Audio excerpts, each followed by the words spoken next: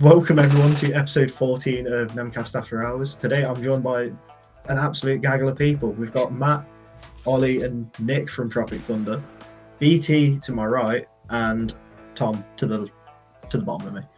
And we're just going to be talking about last weekend, how Gloucester Prison went. If we thought it was a good day, if we thought it was a bad day, just general chat about it really. So I thought it'd be easier talking about this than kind of anything in particular. And I wanted to also see how it'd go with lots of people on here instead of just two. Yeah, sounds good. Yeah. Matt, I'm going to go to you first. How did you find the day? Pretty good. That's what I can say. It's a good site. The staff are quite decent. They're no bullshit. Interesting rules there, which I think we'll touch on later, but definitely good. Nick? Yeah, so I think I said on the day as well, it's great venue, but then it's the Sunday skirmish players. I think because we've been like going to Optax and all the big events, the quality of play and like not the quality, but the intensity of play is different to a Sunday because it's just a Sunday skirmish. So it was great venue, but interesting game. Definitely felt still quite intense with some of them, but some of them just like, can't be bothered. Tom? Normal, well, small Tom, lower Tom. Lower Tom. Power bottom Tom. I don't think BT would like you stealing that one from him. I think he enjoys that still. Yeah. What I mean, not even 5 minutes in, we've had a sex joke. Thanks, Ollie. That's my second time there. This time there wasn't as many people, so I think the intensity goes up a bit when there's a lot more people to play in different areas. But yeah, I really enjoyed it. Obviously, you guys made a massive difference to my game in terms of the enjoyment, so it went up. I completely forgot that like your first game ever was playing there, and then yeah. What was that, like your fourth time playing now? Yeah, is it 4? I've lost count now. It's been so many. Ollie, it's your somewhat local site, isn't it? So you've been there quite a few times. But technically, that's my local site. 40 minutes down the road. Probably should play there more. But I think, I think it's hard. It's unfair to say the quality of the players. I think it's the lack of experience, maybe, of the players leads itself into. It feels like a lot of people's first time, maybe, or never been to airsoft, that sort of player base, which when, like Nick said, we're used to playing these big organized battle sims, mil sim type events, you kind of expect it. And then you have to lower your expectations to meet what everybody else is doing just to have a good time. And remember, we're just there to have a laugh. It doesn't have to be an organized, structured event every time. But yeah, I really enjoy the venue. I think there's definitely a lot of potential there. Yeah, it was good. I had a good time. Top BT. Yeah, so I thought it was a pretty good site. It's the furthest I've ever gone to play airsoft. So for me, it was like 2.5 hours there, 2.5 hours back. So luckily, I stopped down the night before. But no, brilliant site. Playing in prisons is always cool. But echoing what the rest of the guys have said, it's been a long time since I've played an actual skirmish, so it was a bit of a eye opener again to get back in and play with people who are maybe just starting or, like I said, aren't used to the bigger events. So it sort of can be a bit jarring at times. But apart from that, no, it was really good. Yeah, it was nice to go to a CQB site for me as well and not have everyone not have any like speed softers, everybody going around with like HPA pistols, mag adapters in, dye mask, all that kind of stuff. You did still get a few dye masks, but I think it was more the full face protection. Yeah, we all know the HPA high kappa M4 mag adapter wankers that every site has several, and I think the rules there is they don't allow that whatsoever. Yeah, it has to be the right magazine for the right gun. You can't just put a drum mag in an M4 and say it's an LMG sort of thing. Yeah. Which is a nice, refreshing rule, I think, for that anyway, because it does stop people just abusing really good builds with an M4 and a drum. Yeah. it was nice as well not having to go into thinking somebody's going to swing the corner and it literally just be half a head and a pistol. It was nice to kind of have something to shoot at, unless they were a pretty good player anyway. Something to shoot at that's not just hitting them in the face or maybe in the side of the gun, because I don't think they were counting gun hits. No, unless it was like directly in if front you're of holding you. it, Yeah, then it was allowed. But if it was like, oh, my barrel's poking round a doorway and you shoot my barrel, that doesn't count. I got one straight down the flash hider whilst we were there. That was interesting. Just seeing two BBs come out, one of them fighting out, one of them just dribbling out was a bit different. Thought my M4 had gone, but thankfully not. But we're going to speak about the rules a bit. Matt's already said one of them. Well, I've already said one of them. Matt's relayed that it's one of the rules there. Any weird rules that anybody else found on there or whilst they were there? I mean, yeah, the easy one to address is the two-tone one. yeah. Like I said, it lends itself to a beginner player or Hold on, somebody. we should probably say what the rule is, not just say the two-tone one. Yeah, we will So say there's no two-tone rifles allowed. So no two-tone rifles at all on site, and no two-tone rifles that have been painted to hide the fact that they're two-tone. So I don't get it. it cuts out a lot of beginner players. It cuts out Yeah. a lot of And for those guys that have really fancy Cerakoted guns, they don't like scratch your gun on chrono to find out if it's been a two-tone underneath. Yeah. So don't panic. But yeah. Yeah, I like it. I think it's a good idea.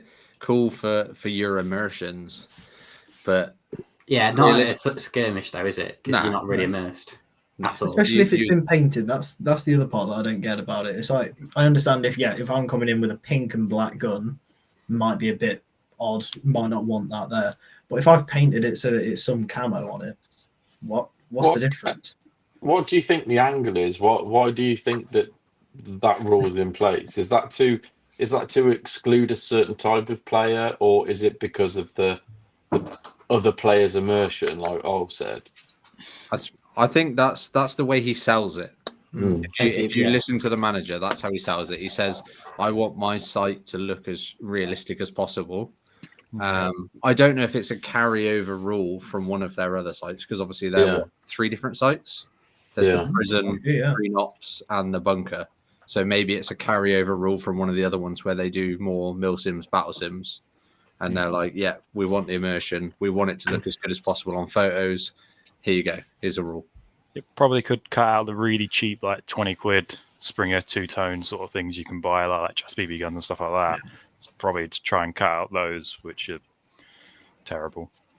Yeah. I mean, if I'm Timmy the rental or Timmy the new player, as me and Dom have now upgraded him, and you've gone out and you've bought the best gun that you can buy, but you bought it in two-tone because it was 20 quid cheaper, what's the difference? Like, it's still going to shoot the exact same. It's still going to break in the same way that a normal one would break or a non-two-tone one would break. If they've painted it, especially, I don't understand the problem once it's been painted. I understand keeping the kind of realism and the LARP factor of it when they're getting photos and things like that. I think what we have to remember as well, it is kind of their site. So if they want to do it, fair enough. And my advice is, if you do have a two-tone gun and you were interested in going, either get another gun or just don't go. It might not be the place for you. If they don't want your business there as well. Yeah, exactly. But if they don't want your business as a player who only uses two-tone because you don't want to get Yukara or you can't for whatever reason, then don't go to that site. Don't give them your business. I think it has been a way of keeping out the younger kind of kids who go. Like, you see it, especially the stand, there's quite a few young kids who go. There, I don't think there was any. Yeah. So I think it is to kind of keep it more adult-friendly, try and keep it a bit more relaxed so that nobody's smashing a kid in the face, they're going home crying, they've got somebody then, trying to do them for abusing their kid.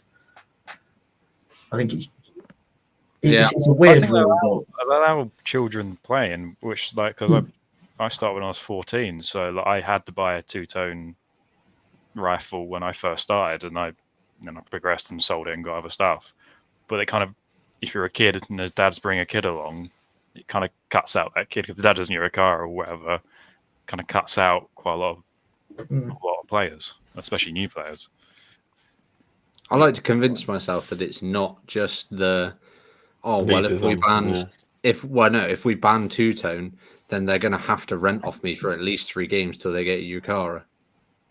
Because I hope it's not that, but it It could would be a bit of a scummy method again. Yeah. But If you wanted to get three rentals, 3 more rentals, per person, and make people get their Yukara, could be. Yeah, whatever the reason, I'm sure there is a valid reason they've got for it, and it most likely is the immersion thing, because I know they do a lot of film sim, battle sim stuff there. But I'd consider just for a Sunday 6 skirmish, just allow them. No one's immersed. I mean, we rocked up in Hawaiian shirts, so we ruined that immersion straight away for anybody that was hoping to be, or the nice M4 bros. Yeah. I did love that somebody asked me whilst we were there, what's with the Hawaiian shirts, and it's like, we don't need to be fully serious about this, mate. I don't need camouflage if I'm in CQB. If I'm against the white wall, my multicam or my multicam black's not going to help me at all. I told him it was for Dom's birthday. Happy birthday, Dom. That's why. Happy birthday, Dom. Birthday, Dom. Well done, So if Dom. everybody can put happy birthday, Dom, in the comments, that'd be great. And every time you see him. Yeah. Another rule that's, for me, it was the one that a bit affected it. And Matt, yes, I've broke it within about 5 minutes. I've already started to speak about it. The boots rule. I won't say what I want. But Elliot, what is the boots rule? You have to explain it to us. It's true. You have to wear boots. Or it's no shoots. Or No it's boots, no shoes. No boots, no shoes. And I slightly broke that rule, but at the same time, highly questioned that rule all day. But Bent nobody it said in I your couldn't. favour. I mean, they still let me play, and I did take boots with me. But at the very end of the day, they made a bit more of an effort to make I think it aware it's that I shouldn't have done important to. I think it's important to add that they allowed you in those, didn't they? Yeah. They got approved by a marshal. I think two or three of them were like, yeah, it's okay to wear them. 2 or 3 of them weren't. But the manager of the day didn't really say anything to me about them. He Wow. showed Should we over say me. what He you checked were in? on me. I'm not going to say it. Okay. I was in Vans. Like 3, like 2 other people there. Tom, BT, I think was in the, which ones were you in? The MT vans, the outdoor. And vans. Ollie, So you were in I was in regular Vans, but Gore-Tex. Gore-Tex version. So, So mine were no different to yours. So they're skate. Let's be real. They're skate. Hang on, I'm going to do it. Fuck have you this. got a pair on? Fuck you. Yeah. You getting your feet out? Yeah. Get the dogs. Show feet.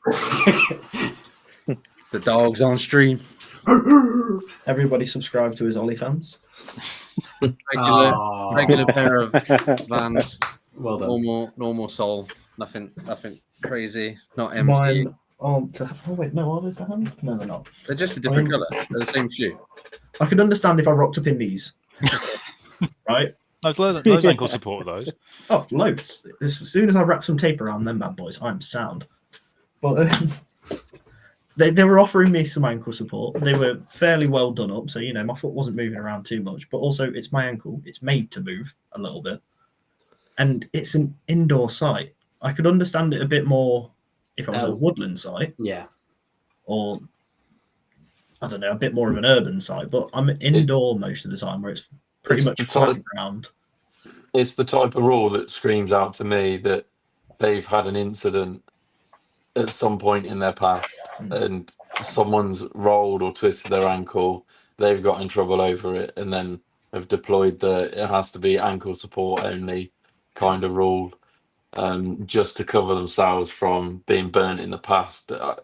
The rest of it, I didn't quite understand the logic, especially when you say, like yourself said, you sign a waiver, don't you? So if I smash my head open, does everyone have to wear helmets at that point? I'm assuming it's insurance based. It's got to be, like you said there, somebody's had an accident before, reported it, and they've gone, oh, well, you didn't tell them they had to wear ankle supported shoes. But Must be.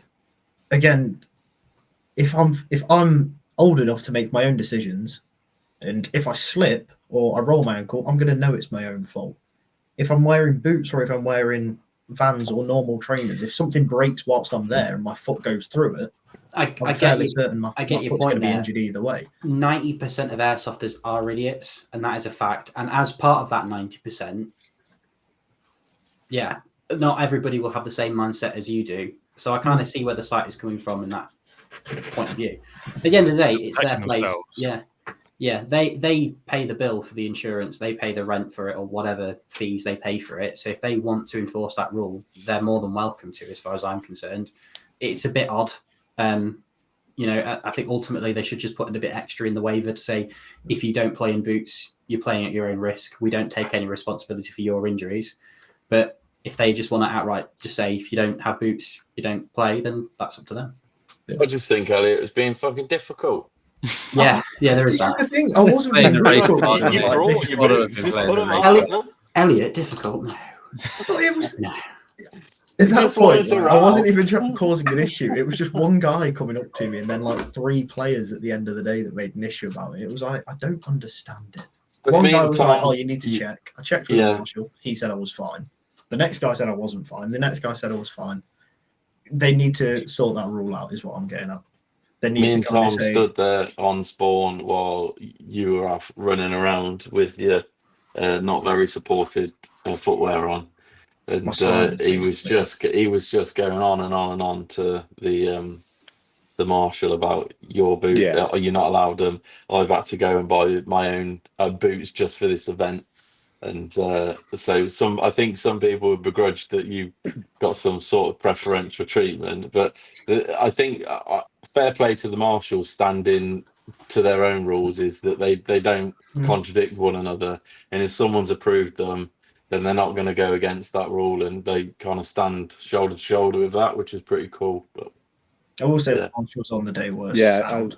Like Yeah. no issues with them apart from one guy just asking me a couple of questions throughout the day. It wasn't really an issue, but like they didn't call you out for anything. They weren't being knobheads and being like, "Oh no, you got hit," when you definitely weren't. Like I've had it before where it feels like marshals are kind of targeting you when you go as a big group, and there was none of it. They were just sound blokes. You could chat with them.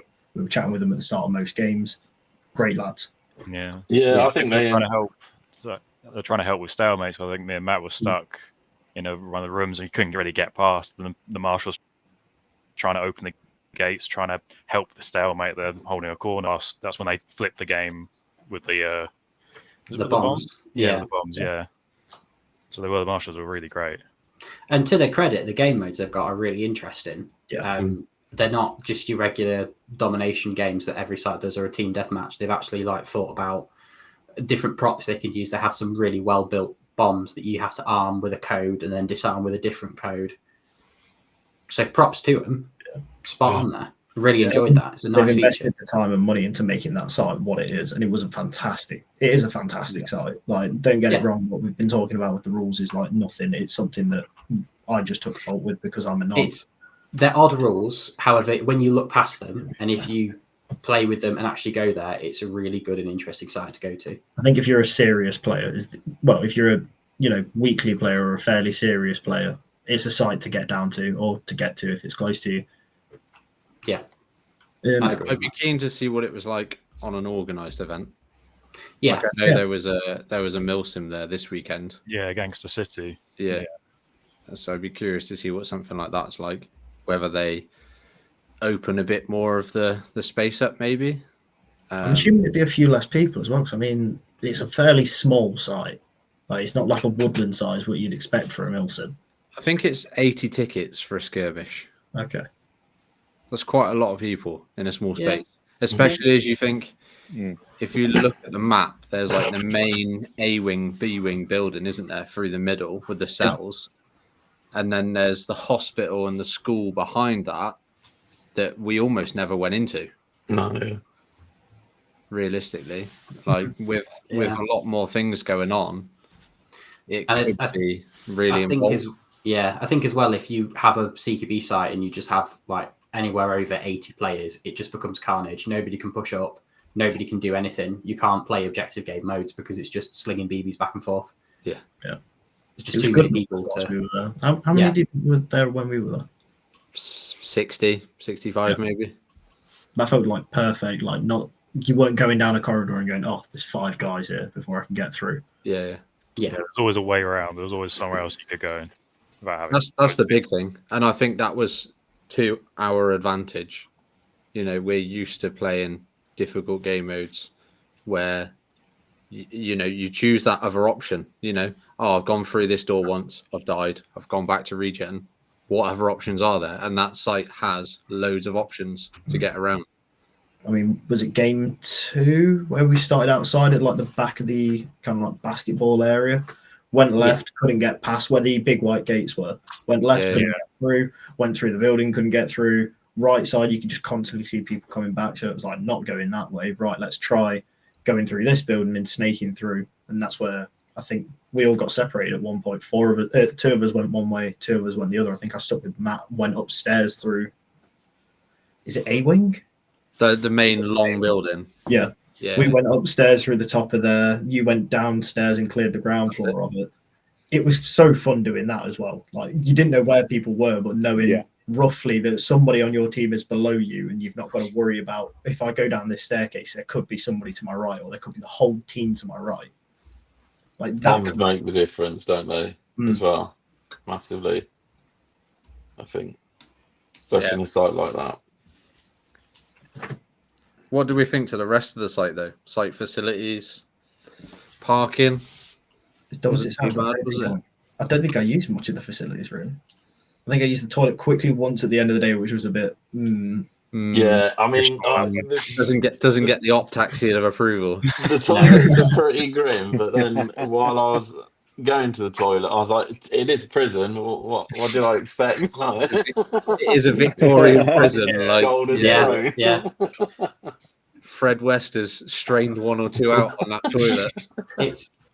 I think it's the point we can't really compare toilets anymore. Once you've been to opt-tac, there is no going back. If it's not that, it's crap level. Don't want to use it. If it's not heated. Exactly. But it's more than a Portaloo. Yeah, that was nice. Yeah. It was. Got a burger van. What was the food like from the burger van? Yeah, very expensive. Mate, that's what £5 for curry and van. chips. £5 for curry and chips is a bit too much. Like, the chips were nice, yeah, but I felt bad, to be honest, because I feel like I'd sold everybody on going down there, being as it's our local, and there used to be like one consistent burger van bloke there, and he was really good, and like I think a burger and chips for him was like £4. £4, £4.50, something like that. And I was like, yeah, I'll take that. And it was decent as well. Whereas we got there for this one, it was some unknown new burger van with your average tiny in Iceland horse meat burger in a bun. But the chips were good. So yeah. The prices need it was that's all I was. Yeah. It was the bags of candy floss as well. Yeah. For me. Came Like, straight from the fair. Yeah. There's also that shop there. Was it Combat South? Combat South. Yeah, that was really good actually. It's like a little. I don't want to call it an outpost, but it's not like, it's like a smaller version of their main shop. That's it. But it's just the stuff they stock in there. I mean, everyone always needs like a CR123 or a aim point battery, and they just have them there. And I really think that every single site shop should do that, because it's always those batteries that somebody needs, and they're relatively cheap to get in bulk. So it's the small little bits that everyone thinks of. That everyone forgets. Sorry, that this on-site shops need to have primers, batteries, BBs, if possible, caps. somewhere for a charger is a pretty good one. Because the amount of times I've seen people turn up to a game, they've got one battery and they forgot to charge it last night. Or they plugged it in but never said it. I was well happy to charge my battery at lunchtime. It was a great idea, Just didn't need anything else. Charge one battery at lunchtime it's just like a public use charger. It's tied to the wall, you can't steal it. Great, take your turn, use it, carry on. Ollie, am I right in saying that you can contact them prior to the game and they'll bring stuff up for you? Yes, that's something I did when me and you went last time. So Combat South's obviously down in Portsmouth, I want to say. Somewhere down south, obviously. They've got a bigger shop down there. if you ring them and order it beforehand, they'll deliver it to the game day for free. So, and that works even if you weren't playing.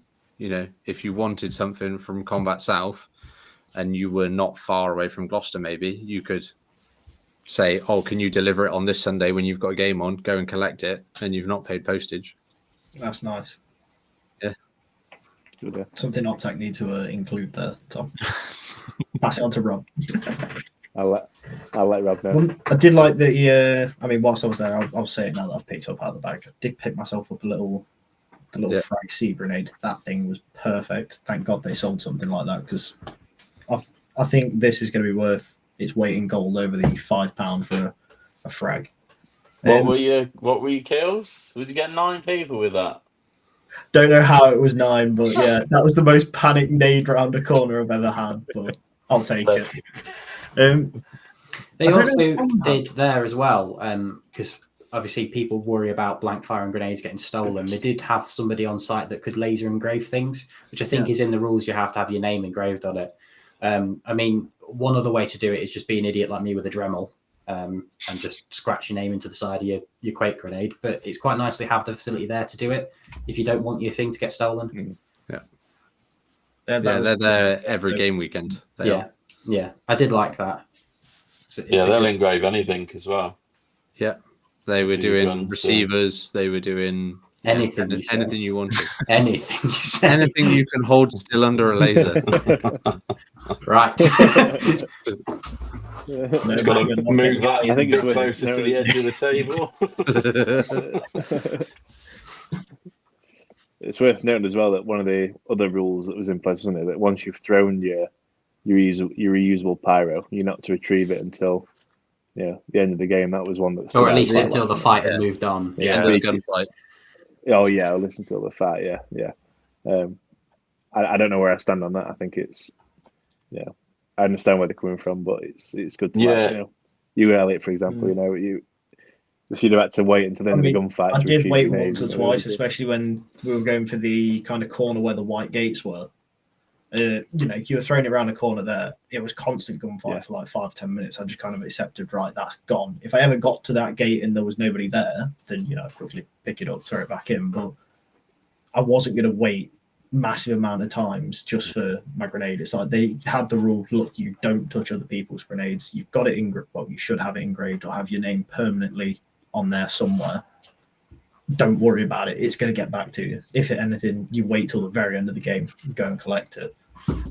Yeah, I found that marshals would, like if there was a heavy area, like a heavy corner, that we were lobbing grenades around, and I threw the two I've got around my Quakes, and then I was like, oh shit, they're gone. I need to go back for them at some point. And the marshals would grab them and put them to one side, so I didn't have to go around looking for one, which was pretty cool. I don't mind that at all. They were on it for people like Supermaning them as well. Like there was one lad on our side, he kind of literally overarmed it. Marshall came straight over. It was like, none of that. If I see you doing that again, you're out. I don't care what you're going to try and argue about it. No overarm it. Underarm, light kind of throw only. Yeah. I've seen it the before. One thing I would hits from a minute. Sorry, worth it. Sorry, go on. One thing I would say that was obviously annoying first thing in the day was we all went in the shop and bought pyro. They sell P grenades or BB grenade type things on site. On site, yeah. And then first safety brief of the day. Oh yeah, no P grenades because the rats eat them. So it was like, okay. Bit of a bummer that. Probably don't sell them on site then if you can't use them. Yeah. It's a bit of an odd one, but yeah. I guess it's there. Do you think that's the same at all UCAP sites as well now then, or? No idea. Probably just any of the others. Rat. It's like they have a you get a Mars bar if you kill a rat, sort of thing. You bring the body to them, they give you a Mars bar. So that's it. It's a good game. If you sat on the edge of the game and you don't want to play, splat a rat, get yourself a Mars bar. Let's talk about the games, because the games, like Matt said slightly earlier, they were different games than you'd be used to. I wasn't expecting some of the kind of styled ones that they had. Yes, they did a domination, but it wasn't just 1 point. They wanted us to go out and find 4 bombs, all in different locations. We've all got to go and find them as well. Both teams, should I say. That's something I've never played before that was so different and so much better than just kind of going, right, we need to funnel as many people into this one corridor to take this one room and it all be done. How did everybody else find some of their game modes? It's good. We played a different game when I first went with the boxes, which I didn't enjoy too much because it basically involved the fobs. So you get key fobs and then you charge the boxes. So they're really good boxes in terms of being able to use in different gameplay. But that game specifically just, they had a younger kid on our team who just dumped his rifle and just literally ran around grabbing fobs and charging boxes to win. But the gameplay we played with the boxes, with the disarming the bomb, and then you have a cooldown period, which means you have to defend. Once you've taken over that area, you have to then defend it and wait for basically the bomb to diffuse or go off, depending on what team you're on. But yeah, that was really good. I really enjoyed that one, and it felt a bit more playable for everyone than. Yeah, especially that dynamic. Like if you're already attacking team, you can arm it, but then the defending team can disarm it as well within that time, and then you have to do that again. Try and find, or you might have to find it again, but you have to rearm it, clear it, rearm it, and then hold it again. And also, once the bomb had been disarmed, it was out of play then, which is quite good because otherwise it just focuses the fight in one area. Because you know where that bomb is. If you lose it, it's gone. And then you have to go find another one, which, really good. It meant that you actually had to look around and explore the site a little bit, which I think a lot of sites don't do with some of their smaller games. Yeah, it was nice to not do a flank, or not to go for a flank, I guess, and then kind of think, oh, all of this time is wasted, because it wasn't. You were looking, you had to search for it. Nobody knew where they were. They could have just been in that one cell door that was open. Yeah, I didn't see a bomb on that could have game been going around for ages. I didn't even see a bomb. No. I didn't know where they were. I didn't find one at all. The last one in our attack, we just stumbled across it. We were literally just running down a corridor and just happened to see a marshal in a room, and we were like, what are you doing in here? And he was just like, nothing. Walked in and he's literally just stood there looking at the bomb on the floor, and we're like, oh cool, let's set that off then. Yeah, I'd love to see those bombs in a couple of different sites, skirmish especially. That would be pretty fun to see on some of their sites. They've got a lot of different game modes that I don't think I've seen anywhere else. So having those there would be really nice.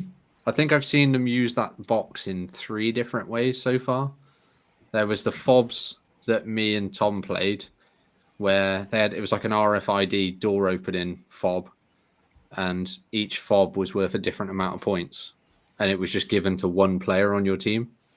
So you get a 50-point fob, I get a 100-point fob, somebody else has got a 75-point fob, and you had to just run, charge them up, take them back to your base, and just do that over and over. We obviously played the one where you had to put a code in to arm it, disarm it.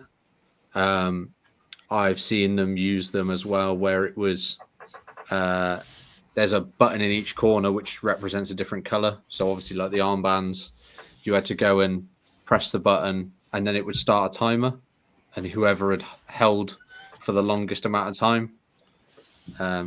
So yeah, they're obviously very good. They're made by someone. I don't think it was the site's invention. No. But yeah, it'd be cool to see those at a lot of different sites, really. It expanded a lot of sites' game modes as well, especially where you've got ones where it's like, oh yeah, you need to flip a flag. And you're there peppering some guys, you still swapping the flag, and you're thinking, well, what was the point in all of that? It change that up. No, you're not hitting that if I'm going to keep shooting you in the hand now. But what other game modes did we have once we were there? We did the zombies kind of thing towards the end, which renowned at most sites. That was just a bit of fun. Yeah. The first one was they had to get into. We were defending. Yeah. We had to defend. It was you had 1 life, wasn't it? Oh yeah. One life defense of anywhere in sight that you wanted to be, and then the enemy team could just close in.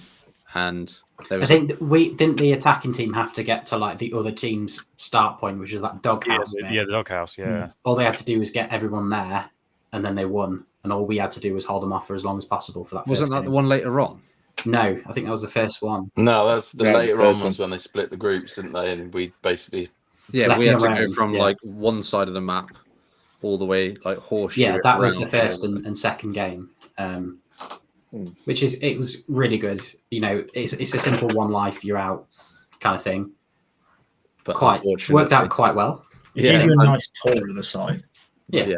Yeah, you learn it. Unfortunately, it's very easy for 7 blokes to sit in one wing of a prison and wait for people to come through.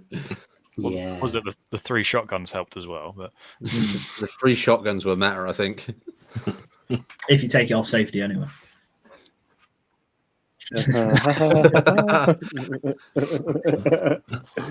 yeah, I do.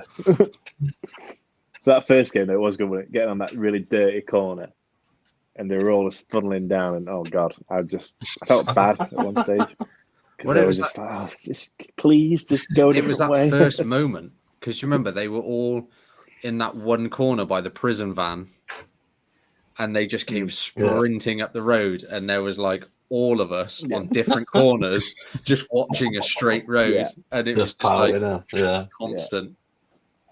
I was just gutted it was semi because I couldn't move my finger fast enough. It started to cramp up after 20 seconds. I can't do this anymore. I've been married too long for this. Arthritis! That's why you get a pump action shotgun. Just slam fire it, and all you have to do is this. Do that again. Yeah. Wrong hand, mate. Wrong hand. Wrong hand. Yeah, Tom's shotgun was little Tom, who's not here, his shotgun was very effective when he decided to hide in a shower cubicle and wait for 6 or 7 people to walk past him, and then just slam fired all of them. Just giggling in the shower cubicle. Yeah. Tom didn't need a radio. We knew where he was. I so hope he's got a clip of that because I want to get Don to put it on. I don't think it was. I think it wasn't on for that first game. no, it wasn't. No. Shame, because it was just a chum bang, then his giggle, and I knew exactly where he was. Well, we started downstairs on that first corner. After they made it past the van, we said, right, we'll go inside. Oh, did And you? he just stood middle of the hallway, no protection either way, just looking at the door. And one guy came in, and he just went, boom. And the guy was like, oh! That was it. Silence for the rest of the day. It's good. Shotguns in TQB seem too much fun. They're a lot of fun. I had one where I was holding down a corner and some guy poked his head around, and I think he ate all 6 BBs in the face. And thankfully for him, he had one of those fencing masks on. So obviously no damage done, but I could hear like a good 3 seconds where he thought about not calling it, and then I racked it again, and then he said hit. It's quite funny. The fear factor. Yeah. How many of them Try again. shattered and ended up in his teeth, though? Well, no ideas. No idea. Yeah, game 1 didn't last very long for me. All of about 5 minutes whilst we held them down out of the corridor, and then I had nowhere I could go. I was stuck behind one of the gates with nobody else with me, and 20 or 30 people of the other team just peppering my one way through the gate. So it's like, right, hold this for as long as possible, then see the boys later on. Yeah. 10 minutes later, I think Tom came down to me first. No, I think it was me. I got done by COD timing. I was literally just stood holding the top of the spiral stairs. Just a dye mask would just come up every now and again, and I'd just like that dye mask would disappear. And then somebody called my name, and I literally looked away, and I just took a round. I was like, great, thanks. So game 1, domination. Well, sorry, just kind of a walkthrough of the site, wasn't it? Game 2, They flipped it round. so we were attacking. We were attacking. They were defending, which clearing some of those cells was so much fun. Matt, I'm hoping that if you can still find the clip, we'll put out a clip. I've got the clip. I'll edit it down so that Don doesn't have to. And it can Hopefully you hear my little girly scream as I say I'm coming back for you. But go on, Matt. Tell us what happened from your side of it. So we kind of were both of us clearing through one corridor, and there's cells either side. I'm approaching an open doorway on the right, and there's a room to the left. There's 2 other guys, randoms, didn't know who they were. Elliot had gone off somewhere else. Those 2 other guys got shot in the back from the room on my left. Naomi had a shotgun, which, although it's good in close quarters, not very good to attack or push with. They're they don't have the precision that you need. So I shouted for Elliot. Elliot came running, and then we cleared the room. Elliot peeked around the corner, fired one BB into a corner, and nailed the only guy that was in there. It was very satisfying to watch. It felt satisfying to hit him, but also confusing because then I see everybody else running down the corridor like, what's going on here then? Let's go. Yeah. There was too much action going on that site. Not too much action. It was great because I loved it, but so much going on all at once. As soon as you cleared, you'd think you were having a break. When we were clearing that first bit, there was nobody there. Go down one corridor, there's 2 lads walking out of a room dead, and we've got to assume that, it's one room, there's going to be somebody in there. All of a sudden, it's back on again. Yeah. You got a 30-second break of clearing a corridor before back on for another 5 minutes. Then you had maybe 30 seconds of break if you went inside a room that not many people were going through. And then you were back into it again. So full on all the time. Yeah. Like the cells, like you don't know which ones are unlocked because not all of them are unlocked. So they got because you can't hide on everyone. But like, I was pushing doors, like, oh, this is a lot, and then one looks like be closed. I touch and the door just swings open, and I was like, I think one of the games there was just one of the guys with a pistol just looking through one of the little slots in the doors. It was just doming people through that, and you couldn't see him because he was just hiding back in there. And it was a door that you could push open, but you couldn't tell because it was mostly closed. Do you know why they're all closed off? I know you've been a few times. You ever asked the question? No, I think it would just be too much chaos if you left all the cells open. Too many rooms to clear at once. Yeah. Too many rooms to clear, slows everything down. If you've got a game where maybe one team gets to hide an objective, how long would you spend at the end of the game then with the marshals trying to find where somebody had hidden it? Yeah, I think also as well, it's quite good because if you have someone that goes there every single week and the cells are opened randomly, it means they're not going to know, oh, this one's going to be open. Yeah. They could walk past the cell and not clear it properly and then get shot in the back by someone in the team. It gives a really good dynamic to the gameplay. So it kind of changes it up every week. Yeah. I think there's probably an admin side of it as well, isn't there? Because they clean the whole site after a game, don't they?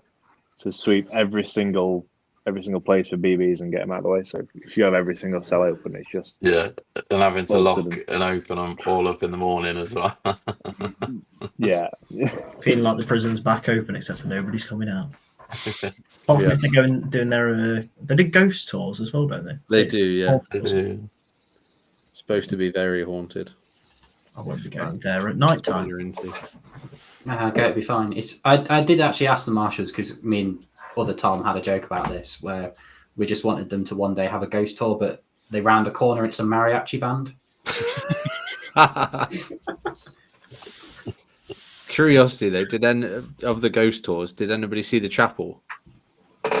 No. I don't think so. There's a chapel upstairs which is pretty creepy.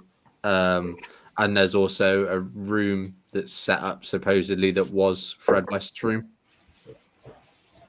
From when he was locked up in there. The story of Fred West. Educate us, Ollie. Fred West. Go on. You don't know who Fred West is? I'll do the. You ain't seen Bad Boys 2? Yeah, do the Christian Carey Googling. So we don't. He was right. I was expecting Ollie to at least be able to give me the brief rundown on me. He's like, no. I'm trying to get the official fucking details. Serial killer between 1967 and 1987 in Gloucestershire. His wife was his accomplice. Good old Rosie. All victims. Time of good marriage. Young women. Lots of the old, naughty naughties with the girls before, during, and after. Oh God. He didn't kill himself at Gloucester Prison, but he was there for a while. What else so Cromwell Street in Gloucester, he basically either dissolved them in acid or he buried their remains in the back garden. Was a prolific builder, so when it all came about, they just started digging up Cromwell Street and found all the horrors. They ended up knock it down, didn't they? The house in the end. I think so. Yeah. So what you're saying is this guy is the Gloucestershire equivalent of Joseph Fritzl? He didn't borrow. No, and I don't think any of them were his family. Almost then. Almost. Well, Yeah, I think what's his total? Is it 13 people he killed? Fred I West. I missed- I can't didn't remember. look. Tom, you know a little too much about this guy. You know, I'm sure Yeah. Suspiciously, he's definitely not got Google up. He was a Villa fan, so he's one of the boys. Oh God. God bless you, Fred. Bloody hell. Well, I guess we've sold the site for everyone. We've sold the source. I guess the only other thing we can sell people is a 5% discount on Warhead BBs. I'll get Yeah. into it. What a He's got a segue. button for it. Wow. What smooth. So we can only give you 5% on their BBs. However, BBs are the best in the game. As hopefully everybody around me will be able to tell you that they all use Warheads. And if Correct. not, then they're getting kicked off right now. Sorry, they're getting booted off right now. Yeah, I haven't got too much to say about them. We talk about them every week. They are the best BBs you can buy. They're not going to leave barrel cheese all over your barrel, or BB cheese all over your barrel. And they are fairly cheap for what you buy. If you can buy them in bulk, they become a hell of a lot cheaper. than Yeah, buying very good. A They're tube. professionally packaged as well, I hear. Oh yeah, They do very not nicely come with packed. sweets. Yeah. Yeah, Who packs them? not rebagged. Um, All good. Don't know, really. What a family-run business. Is it? Oh, it could be. Yeah, I hope so. I like supporting family-run businesses. Well, hopefully, Ollie, you can do that at the OpTac event that's coming up. Yeah. 4th, 5th, and 6th of July. Bro, I'm working all over this. Dom, you're fired, mate. I'm doing these next time. So 4th, 5th, and 6th of July, we have got what we are calling... Are we giving it the other nickname yet, BT? You know a bit more about this, so if you could, please talk away. All right, so my job, is it? Am I Slightly, taking yeah. your job?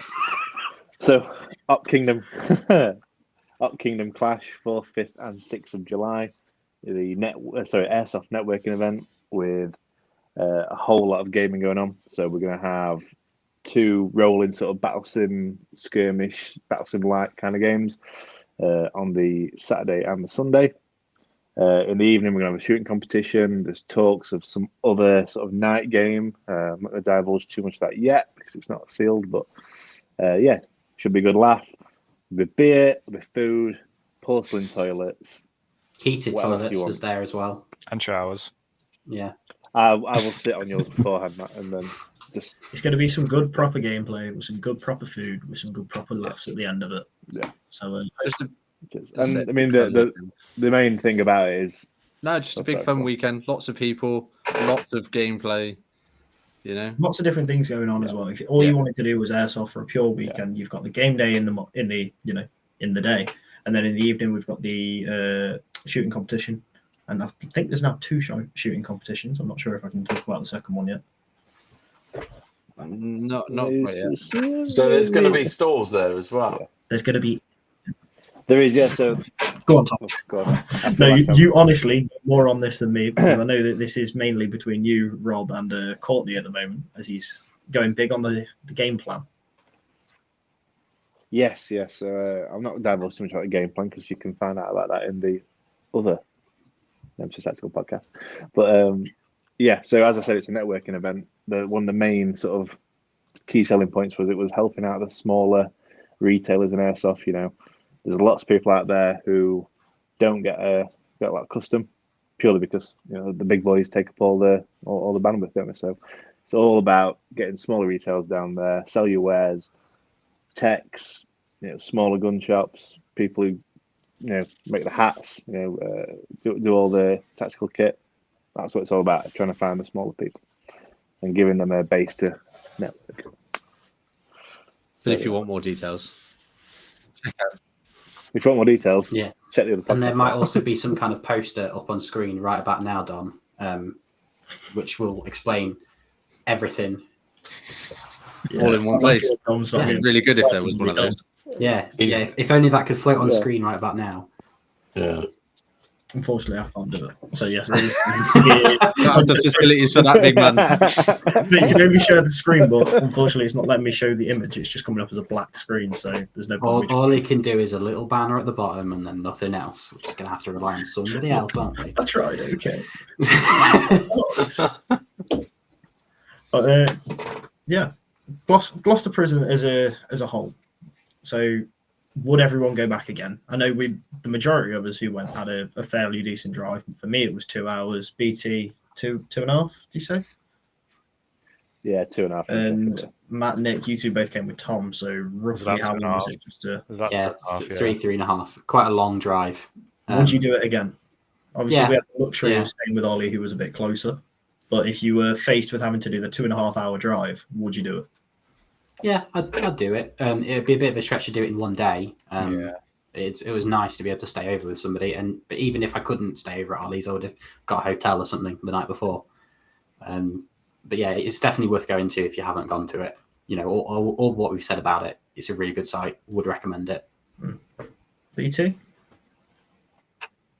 100%. I'll be back. Bit of a trek, but you know, it's worth it. The site's fun to play at. I had an absolute blast. So yeah, I'll definitely be back. Nick? Oh, of course, yeah. Especially if I can get a lift with Tom again. Saves driving. Yeah. We'll leave the baby at home this time, Nick. Yeah, Megatron. Yeah. Nick will do it if it's free fuel. If he doesn't have to drive and he can I get pay straight Tom into the fuel. car, happy days. And I mean, it seems kind of pointless asking Ollie and Tom because I mean, it's their local site. Of course, they're going to be going back. But would you be going back with? Would you prefer going back with the group, or do you prefer kind of going when it's just the two of you, three of you, if Robbo's going as well? 100% would go back. Would rather the boys. Yeah. Yeah, it's a good day on your own or as 2, 3. It's a great day as 7. Yeah. Or more. I think if we took the full Tropic Nemtac family, we'd never be allowed back. We'd never be allowed back because chaos. And they'd end up. So one thing we didn't really talk about was the end of the day. They split the site in half and ran 2 games parallel.